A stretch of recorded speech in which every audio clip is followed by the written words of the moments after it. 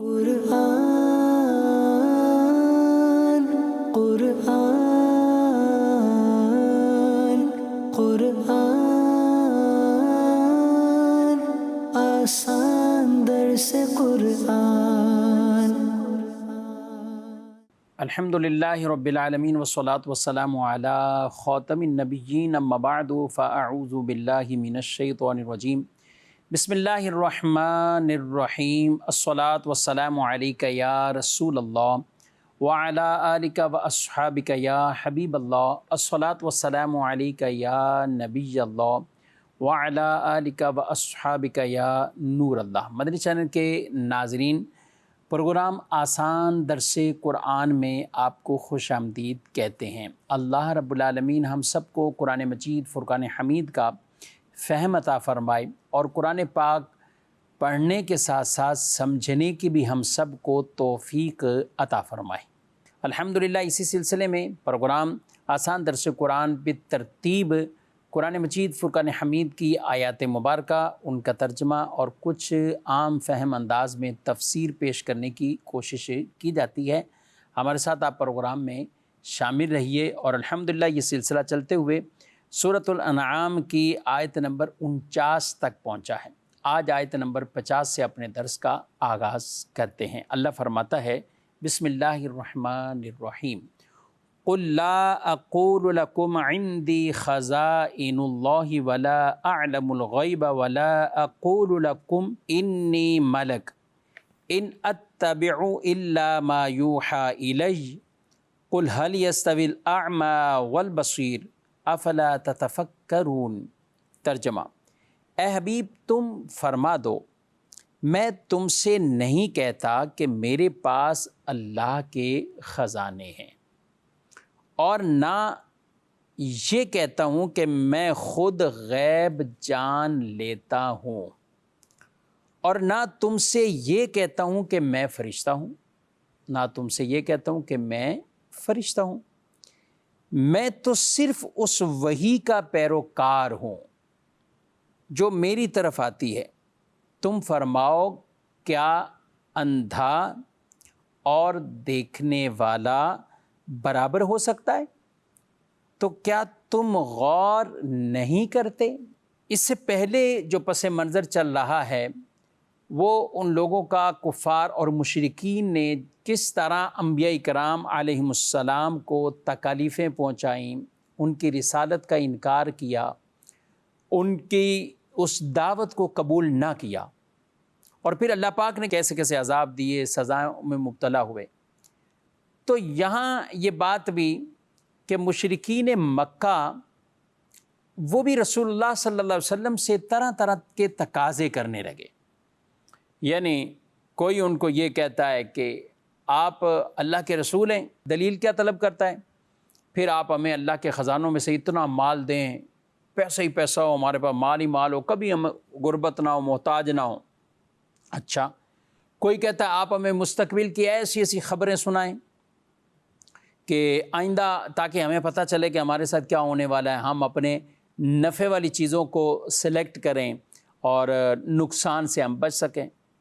کوئی طرح طرح کی کوئی چیزیں، اور کوئی کہنے لگا کہ آپ اللہ کے رسول ہیں، اللہ کے آپ ہمارے ساتھ ہی کھاتے پیتے ہیں، بازار میں جاتے ہیں، گھر بھی جاتے ہیں، تو یہ سب کچھ آپ ایک عام انسانوں کی طرح کرتے ہیں۔ تو اللہ پاک نے ان کے جواب میں اپنے نبی علیہ السلام سے فرمایا کہ آپ ان سے یہ فرما دیں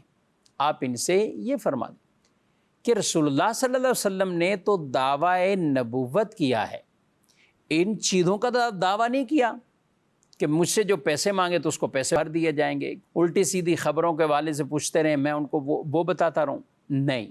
اور آپ صلی اللہ علیہ وسلم نے یہ بھی دعویٰ نہیں کیا کہ میں انسانوں میں سے، بشروں میں سے نہیں ہوں، کہ میں کوئی اور مخلوق ہوں، ایسا بھی دعویٰ نہیں۔ آپ کو اللہ پاک نے فرما دیا کہ اے محبوب آپ ان سے فرما دیجئے، کیا فرمانا ہے؟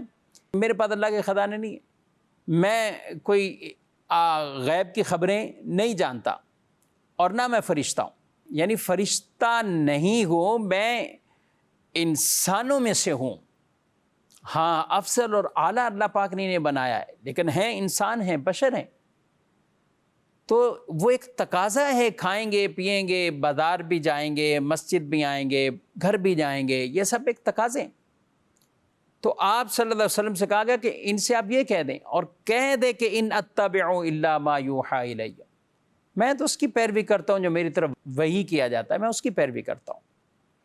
تو یہاں ان بے عقلوں کو یہ سمجھایا گیا ہے اور اس چیز کی یہاں پر نفی کی گئی۔ اچھا، یہاں یہ بات سمجھنی چاہیے، اسی آیت مبارکہ کو لے کر کچھ نے عقیدہ ہی کچھ اور بنا لیا، کہا کہ نبی صلی اللہ علیہ وسلم کچھ دے نہیں سکتے۔ دلیل کیا ہے؟ یہ دیکھیں، انہوں نے کہا کہ میرے پاس اللہ کے خزانے نہیں ہیں۔ تو اس میں یہ کہاں سے منع کیا گیا ہے کہ دے نہیں سکتے یا وہ کچھ عطا فرماتے نہیں ہیں؟ یہ کہاں منع کیا گیا ہے؟ اچھا، جو یہاں کہا گیا میں غیب کی خبر نہیں رکھتا، دیکھیں ہمارا عقیدہ یہ ہے کہ ہر شے کا مالک مختار اللہ رب العالمین، اور اللہ کی دی ہوئی طاقت سے، عطا سے نبی صلی اللہ علیہ وسلم عطا بھی فرماتے ہیں، ان کے پاس اللہ کی دی ہوئی خیر کثیر ہے۔ انا اعطیناک الکوثر، اللہ فرما رہا انہیں وَلَسَوْفَ يُعْطِيكَ رَبُّكَ فَتَرْضَىٰ، اللہ آپ کو اتنا عطا فرمائے گا کہ آپ راضی ہو جائیں گے۔ وَأَمَّا السَّائِلَ فَلَا تَنْهَرْ، جنہیں فرمایا گیا کہ آپ نے مانگنے والے کو جھڑکنا نہیں ہے، کہ جن کے پاس جو بھی آ جائیں وہ اسے محروم نہیں کرتے، اسے عطا فرماتے کہ یہاں نفی جو فرمائی گئی ہے، یہاں جو کہا گیا تو ذاتی طور پر اللہ کی عطا کے بغیر آپ کے پاس کوئی خزانہ نہیں ہے، آپ کے پاس کوئی علم غیب نہیں ہے۔ جی ہاں بالکل، کیونکہ ذاتی علم تو اللہ رب العالمین کا ہے۔ ہاں، اللہ کی عطا سے تو پھر خزانے بھی ہیں، پھر آپ کے پاس علم غیب بھی ہے، ورنہ قرآن کی کئی اور آیتیں مبارکہ وَمَا هُوَ عَلَى الْغَيْبِ بِضَنِينٍ، اور وہ غیب بتانے پر بخیل نہیں۔ یہ آیت مبارکہ کیا بیان فرما رہی؟ وَمَا كَانَ اللَّهُ لِيُطْلِعَكُمْ عَلَى الْغَيْبِ وَلَكِنَّ اللَّهَ يَجْتَبِي مِن رُّسُلِهِ مَن يَشَاءُ، اللہ کی یہ شان نہیں کہ عام لوگوں کو غیب پر مطلع کرے، لیکن اللہ اپنے رسولوں میں سے جسے چاہتا ہے چن لیتا ہے۔ اس طرح ہم حدیثوں کی طرف جائیں تو بکثرت حدیث ہیں۔ تو خلاصہ کلام یہ ہے کہ جہاں نفی ہے تو وہاں بذات نفی ہے کہ ذاتی طور پر میں ان چیزوں کا مالک نہیں ہوں، اور جہاں اس بات ہے تو وہاں یہ ہے کہ اللہ کی عطا سے ان چیزوں کا اس بات بھی موجود ہے۔ تو جب یہ عقیدہ رکھیں گے انشاءاللہ، جیسے ہمارا الحمدللہ اہل سنت کا یہ عقیدہ ہے، تو پھر کسی بھی آیت کا دوسری آیت سے ٹکراؤ نہیں ہوگا۔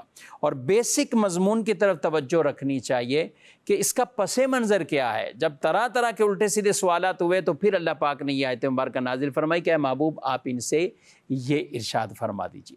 تو اس لیے ہمیں مسلمان بن کر صحابہ والا عقیدہ رکھنا ہے۔ اگر کسی کی آنکھ نکلتی ہے تو بارگاہ رسالت میں حاضر ہوتا ہے۔ حضور اسلام یہ نہیں فرماتے میں تو کچھ عطا ہی نہیں کر سکتا۔ کسی کی پنڈلی ٹوٹتی ہے تو وہ حضور کے پاس آتا ہے، کسی بازو ٹوٹتا ہے تو وہ حضور اسلام کے پاس آتا ہے، کسی کو کوئی اور مشکل ہے تو وہ نبی پاک علیہ السلام کے پاس آتا ہے۔ تو آپ صلی اللہ علیہ وسلم کیا انہیں منع کرتے تھے؟ ہرگز منع نہیں فرماتے تھے، بلکہ منع تو عام سائل کو بھی نہیں کرتے تھے، اور انہیں آپ عطا ہی فرمایا کرتے تھے۔ تو اس لیے درست عقائد وہ تبھی نصیب ہوں گے جب تمام آیات کو ملا کر عقیدہ بنایا جائے گا۔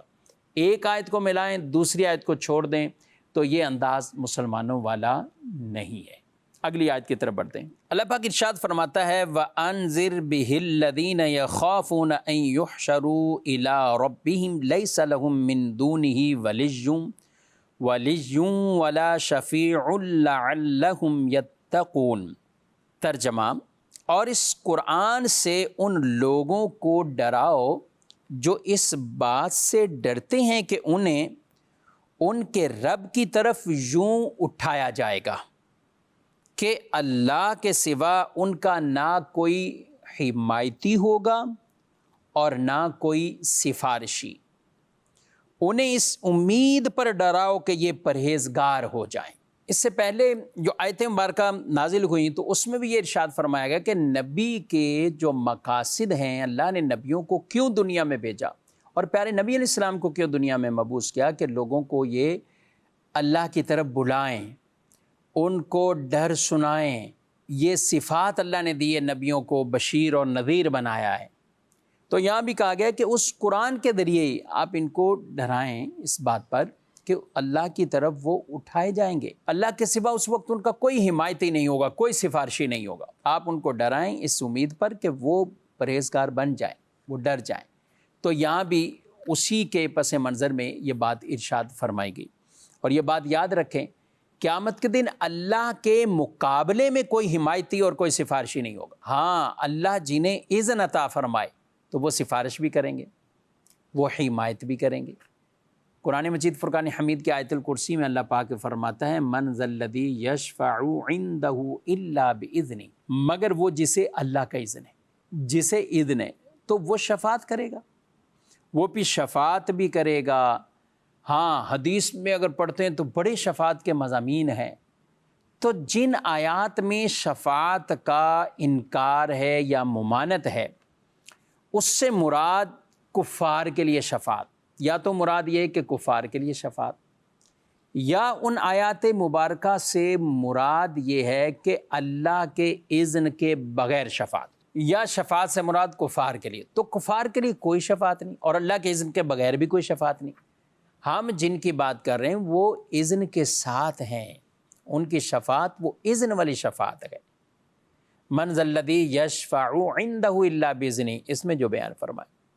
پھر رسول اللہ صلی اللہ علیہ وسلم کی حدیث ہے جس میں آپ صلی اللہ علیہ وسلم نے سب سے پہلے خود شفاعت فرمانے کے حوالے سے ان اول شافع یوم القیامہ، حضور علیہ السلام سب سے پہلے شفاعت فرمائے۔ نبی پاک علیہ السلام بھی شفاعت کریں گے، قرآن بھی شفاعت کرے گا، انبیاء بھی شفاعت کریں گے، اولیاء بھی کریں گے، علماء بھی کریں گے، شہداء بھی کریں گے، حفاظ بھی کریں گے، حاجی صاحبان بھی کریں گے۔ کتنی شفاعتیں ہوں، یہ کیا ہیں ساری؟ یہ اللہ کی عطا سے ہیں، اللہ کی طرف سے اذن اور اجازت سے ہیں۔ ہاں، سب سے بیسک جو شفاعت ہے وہ پیارے نبی صلی اللہ علیہ وسلم کی شفاعت اور قرآن مجید فرقان حمید کی شفاعت ہوگی۔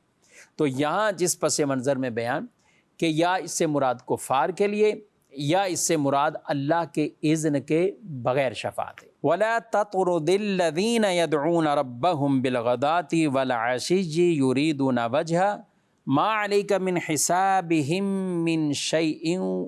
من شيء وما من حسابك عليهم من شيء فتطردهم فتكون من الظالمين، اور ان لوگوں کو دور نہ کرو جو صبح و شام اپنے رب کو اس کی رضا چاہتے ہوئے پکارتے ہیں، آپ پر ان کے حساب سے کچھ نہیں اور ان پر تمہارے حساب سے کچھ نہیں ہے، پھر آپ انہیں دور کریں تو یہ کام انصاف سے بعید ہے۔ اصل میں معاملہ یہ ہوا کہ رسول اللہ صلی اللہ علیہ وسلم کے پاس چند کفار آئے، دیکھا کہ آپ کے پاس کچھ غریب صحابہ بیٹھے ہوئے تھے، ان کے کپڑے، ان کے لباس، ان کے انداز سے غربت ظاہر تھی۔ تو وہ جو کفار آئے انہوں نے کہا ہم ان لوگوں کے ساتھ بیٹھے ہیں، یہ غریب سے لوگ ہیں۔ تو اس پر انہوں نے کہا کہ آپ ان کو اٹھا دیں، پھر ہم آپ کے پاس بیٹھیں گے اور آپ کی بات سنیں گے۔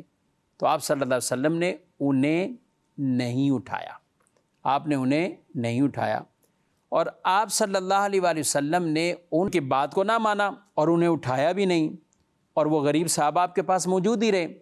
تو اس پر اللہ پاک نے یہ بات ارشاد فرما دی وَلَا تَطْرُدِ الَّذِينَ يَدْعُونَ رَبَّهُمْ بِالْغَدَاةِ وَالْعَشِيِّ يُرِيدُونَ وَجْهَهُ، ان کو دور نہ کیجئے جو صبح شام یہاں بیٹھ کر اللہ کو پکارتے ہیں، وہ اللہ کی رضا چاہتے ہیں، وہ اللہ کی رضا چاہتے ہیں، ان کا مقصد ہی رب کو راضی کرنا ہے۔ کہ یہ غربت اور یہ وہ معاملات یہ تو اللہ کی عطا ہے، یہ تو رب نے عطا فرمایا، تو اس لیے اس وجہ سے آپ ان کو دور نہ فرمائیں۔ اور حضور صلی اللہ علیہ وسلم نے انہیں دور نہیں کیا، یعنی کفار کے اس مطالبے کو رد فرما دیا، آپ نے منع کر دیا کہ ان کو دور نہیں کیا جائے گا۔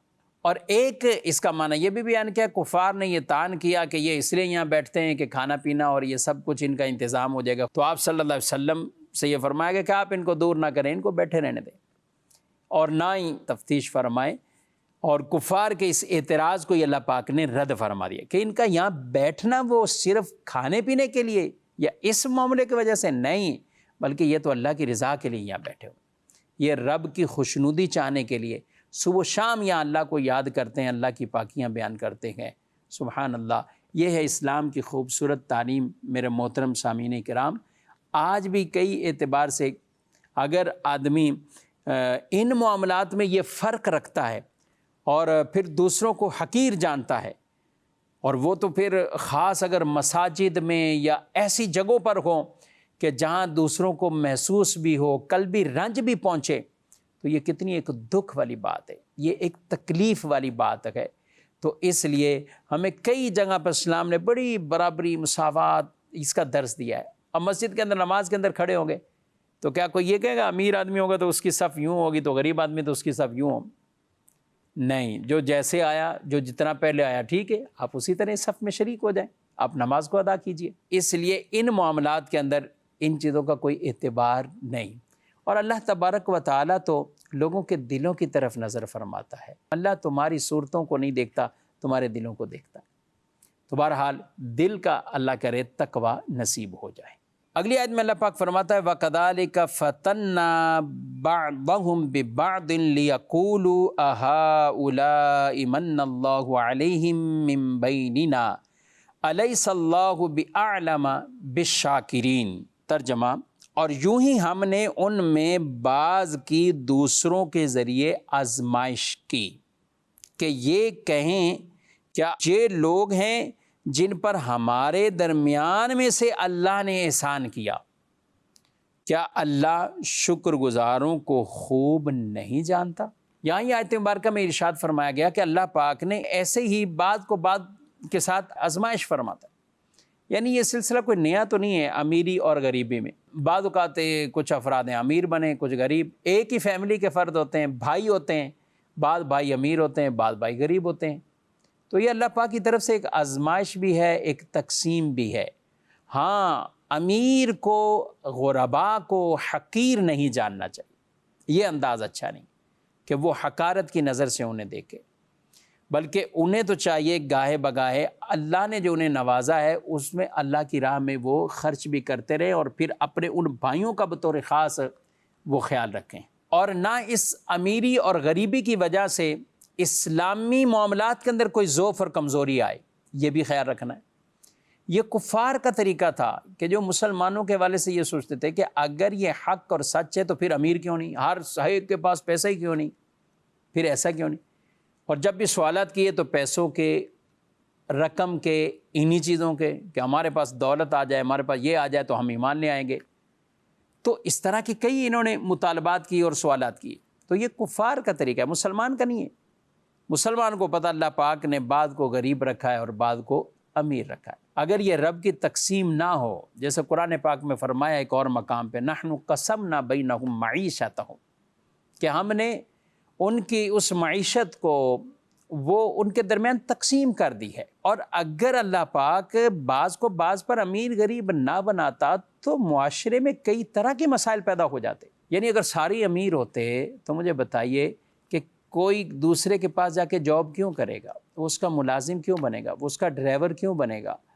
سارے ہی امیر ہیں تو ٹھیک ہے، کپڑے خرید کے سب بیٹھ جائیں گے، سلائی کون کرے گا، ان کو جوتے کون بیچے گا، ان کو اور چھوٹی چھوٹی روزمرہ کی ضرورت کی چیزیں ہیں وہ ان کو کون لا کر دے گا؟ تو اللہ پاک کی مشیت ہے کہ رب نے بعض کو امیر رکھا، بعض کو غریب۔ امیروں کی ضرورتیں غربا کے ساتھ ہیں اور غریبوں کی ضرورتیں امیروں کے ساتھ ہے۔ تو اسی سے ہی یہ نظام چلتا ہے۔ آپ کوئی بڑی سوسائٹی ہو، ساری امیر ہے، لیکن کیا اگر کوئی غریب نہ ہوتا تو آج ان کے گھروں کے باہر بیٹھے ہوئے گارڈ یہ کون ہوتے، ان کے ڈرائیور کون ہوتے؟ تو یہ تبھی تو یہ اللہ کی تقسیم ہے کہ یہ کائنات کا یہ نظام پورا چلتا رہے۔ ہاں، جسے اللہ نے امیر بنایا ہے تو وہ اپنے اس پیسے کو خاص اللہ کا فضل تو سمجھے، انعام تو سمجھے، مگر یہ نہ ہو کہ وہ شکر گزاری نہ کرے، یہ نہ ہو کہ وہ لوگوں کو حقیر جانے۔ اللہ دے کر بھی آزماتا ہے تو پھر اللہ لے کر بھی آزماتا ہے۔ اور دیکھ لیجیے گا کئی ایسے راتوں رات اگر امیر بھی بنے تو ایک تعداد ہے جو راتوں رات فقیر بھی بن گئے، جن کا سب کچھ تباہ بھی ہوا ہے۔ تو اللہ سے ہمیشہ ڈرتے رہنا چاہیے۔ امیر غربا کے کوئی کسی طرح کی مذاق حقارت یہ نہ کرے، اور غریب اپنی غربت پر کبھی بھی ناشکری نہ کرے۔ غریب اپنی غربت پر کبھی بھی ناشکری نہ، ہمیشہ شکر ہی ادا کرتا رہے۔ اگلی آیت میں اللہ پاک ارشاد فرماتا ہے وَإِذَا جَاءَكَ الَّذِينَ يُؤْمِنُونَ بِآيَاتِنَا فَقُلْ سَلَامٌ عَلَيْكُمْ كَتَبَ رَبُّكُمْ عَلَى نَفْسِهِ الرَّحْمَةَ أَنَّهُ مَنْ عَمِلَ مِنْكُمْ سُوءًا بِجَهَالَةٍ ثُمَّ تَابَ مِنْ بَعْدِهِ وَأَصْلَحَ فَأَنَّهُ غَفُورٌ رَحِيمٌ۔ ترجمہ، اور جب آپ کی بارگاہ میں وہ لوگ حاضر ہوں جو ہماری آیتوں پر ایمان لاتے ہیں تو ان سے فرماؤ تم پر سلام، ان سے فرماؤ تم پر سلام، تمہارے رب نے اپنے ذمہ کرم پر رحمت لازم کر لی ہے کہ تم میں سے جو کوئی نادانی سے کوئی برائی کر لے پھر اس کے بعد توبہ کرے اور اپنی اصلاح کر لے تو بے شک اللہ بخشنے والا مہربان ہے۔ اس آیت مبارکہ میں فرمایا جا رہا ہے کہ وہ جب آپ کے پاس آئیں جو ہماری آیتوں پر ایمان رکھتے ہیں، یعنی مومنین، ایمان والے، یہ جب آپ کے پاس آئیں آپ انہیں سلام ارشاد فرمائیں، یہ ان کی عزت افزائی ہے اور آپ ان پر سلام ارشاد فرمائیں گے اور انہیں یہ خوشخبری دیں کہ اللہ پاک نے اپنے ذمہ کرم پر رحمت کو لکھ لیا ہے۔ سبحان اللہ، یہ کتنی عظیم بات ہے کہ رب تعالیٰ خود ارشاد فرما رہا ہے کتب ربکم علی نفسہ الرحمہ، اللہ نے اپنے ذمہ کرم پر رحمت کو لکھ لیا ہے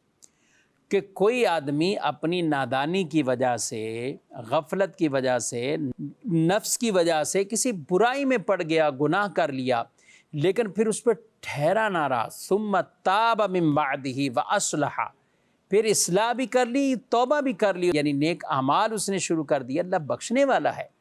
اور یہ اللہ پاک کی رحمت ہے کہ گناہگار اگر اپنے گناہ سے سچی توبہ کرتا ہے، سچی توبہ کرتا ہے، اللہ اس کے سارے گناہوں کو معاف فرما دیتا ہے، اس کی ساری خطاؤں کو معاف فرما دیتا ہے، لیکن شرط یہ ہے کہ سچی توبہ کرنے والا ہو۔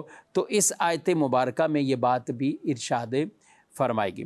تو یاد رکھیں ہر مسلمان کا یہ ایک بنیادی جو حقوق بیان کیے گئے کہ کہیں جاتا ہے وہ اس کے ساتھ اعزاز اکرام کے ساتھ ہو، کسی بھی مسلمان کی بلا وجہ کیوں کوئی اہانت کرے، توہین کرے۔